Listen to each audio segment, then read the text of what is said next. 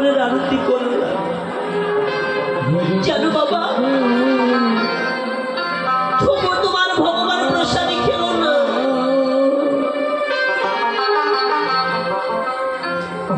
যখন আমি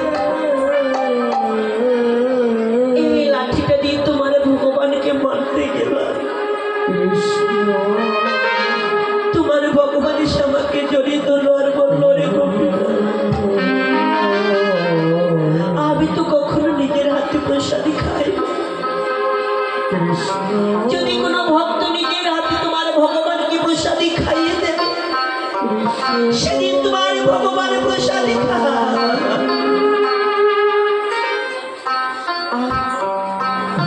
যেদিন তোমার ভগবান কোনো ভক্ত প্রসাদ না দেয়, তোমার ভগবান সেদিন উপবাস ছিল। জানো বাবা, আমি তোমার ভগবানকে খাইয়ে দিলাম, তোমার ভগবান আমাকে নিজের হাতে প্রসাদ।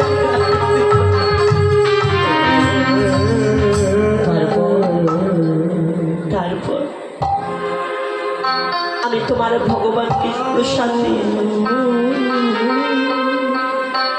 যেমন ঘরের বাজারে গেছি,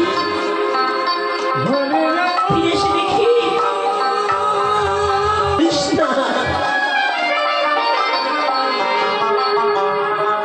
আর যদি বলিস তুই সঙ্গে সঙ্গে মারা যাবি, হতে পারে না, হতে পারে না, বললাম মানুষ মারা গেলে না ও আকাশের তারা হয়, তাই না বাবা?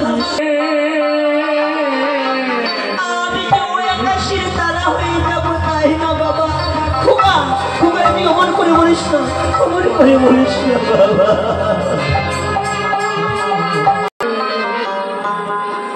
আর ওই আকাশের দিকে তাকিয়ে থাকি, দেখবে লক্ষ লক্ষ